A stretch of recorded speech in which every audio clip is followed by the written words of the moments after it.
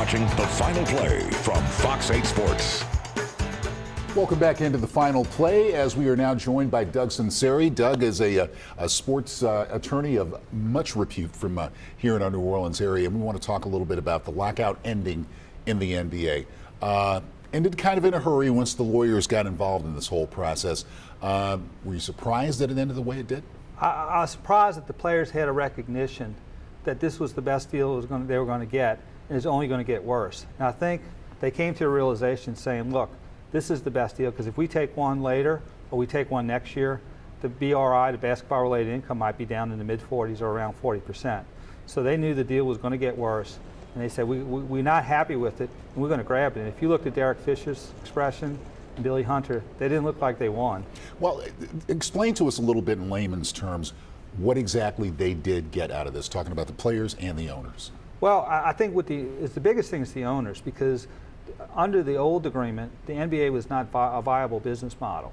One, they were losing money. Number two, they had too much of a disparity between the big market teams and the small market teams like New Orleans. So one of the things I think the players maybe have came to a recognition is if the league's broken, it's going to filter down to the players eventually. So I think what the owners did is the NBA is a little less broken than it was before. It still leaves a lot to be desired, but they have a more manageable structure that could have long-term viability. I think the players, what they get out of it is the fact is there were a lot of owners who were ready to shut down the 11 and 12 season. And if they did that, they would get to reorient the NBA totally in the way they wanted to. And I think the players saw that the owners were willing to do that, and they said, look, this is our best deal because it's only going to get worse from here, and that's why they took the deal. And we're talking about contracting teams and that whole thing, and that's a lot of jobs lost, right? Well, and I tell you what, New Orleans has to take a deep breath and say, woo, because I think if you got into the spring and there was still a lockout, they would have had talk about taking New Orleans out and contracting them, and the players would have lost 15 more jobs. Also, New Orleans might have lost its franchise. Mm-hmm. So it worked out good for the players. It worked out good for New Orleans, because now it looks like we'll be a viable NBA team for the indefinite future. Now, of course, you have a great background in NFL football as well. The NFL went through their whole lockout phase, but they didn't lose a single game, didn't lose that game revenue. What was the difference in their negotiating process and the process that the NBA went through? I think the players miscalculated their leverage, because we were talking before, before the lockout, or when the lockout started back in March of 2011 with the NFL, people were upset and the season was 6 months away. And both sides had a lot to lose, the players and the owners. And so they did come to an agreement because they knew we both had a lot to lose. Now with the owners, there was actually some teams that might have lost less money if you had a lockout through the remainder of the year. So the owners had a lot more to lose than the players, or and so therefore it was really I think the players just miscalculated how upset the general public would be if they continued to lock out. And so, in as much as the owners were sort of our owners, billionaires, right. It's hard to sell the general public that if you have an average salary of $5 million, you're somehow being wronged.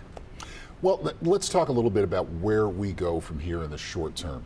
December 9th is the date that they're talking about starting up camps. Christmas Day with the triple header. They want to be playing basketball. Is that a little optimistic? Do you think they can pull that off? I think they're going to pull it off. I think it's going to be a lot of controlled chaos. For example, the Hornets only have 5 players under contract. Mm-hmm. They got to fill out a roster of 15 players in the next 2 weeks. So there's going to be a lot of player movement. There's probably going to be a lot of interest when you look in the transaction section of the newspaper. You're going to see a lot of players, and they're going to have a few primo free agents like David West and Marc Gasol, who are going to get a lot of attention. So I think they can do it. Now, one thing they did say is in '99, when they had the strike, mm-hmm. the quality of play wasn't what it would right. be if you had training camp. So I think you're probably going to see a lesser quality NBA game for first couple of months. And probably a more compact schedule, I would guess, with the 66 games, 66 regular season games. And you might even have some times where you have triple headers where you'll have teams playing 3 nights in a row, which mm-hmm. hadn't been done in 10 years. Now, getting back to the Hornets again, the big name, of course, is Chris Paul for this basketball team. He'll be a free agent after this season. What does this new deal mean to him and his future in New Orleans? Well, the best case scenario for New Orleans would have been if they had some type of right of first refusal or franchise restriction on the players. The CBA doesn't have that. So he will be able to move to another team. Now, one thing that may help if he decides to leave, the Hornets will have the ability, which is still in the new CBA, to do a sign and trade. So at least if he moves, they'll be able to get some compensation for him, as opposed to maybe just leaving if they would have removed that particular sign and trade provision from the CBA. Mm-hmm. So again, there is no hard cap. So teams can go over the cap. It's there's a punitive luxury cap, but if a team like New York wants Chris Paul, they're going to pay for him, and they'll probably get him.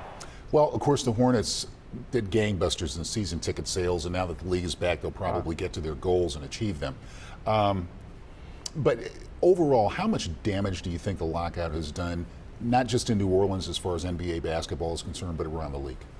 I think a lot. It's done some damage for the fringe fans. Some of the fans who may be interested in going to a few games, maybe 5 or 10, or looking in TV, but not regularly, it might have turned them off. I don't think the hardcore fans are going to be damaged, and probably in 4 or 5 months with the hardcore fans, the lockout's going to be a distant memory. But I do think there's an element on the fringes that maybe somebody who is marginally interested in the NBA would say, hey, enough's enough. I'm going to look elsewhere. Hopefully we won't be talking about this for a long time, but absolutely. We're glad you dropped by to give us some clarity. Okay, great. Thank you very so much. Doug Sunseri, sports attorney, joining us to kind of break down the lockout and the rest of the NBA season. May we not have to mention the word lockout again for a very, very long time.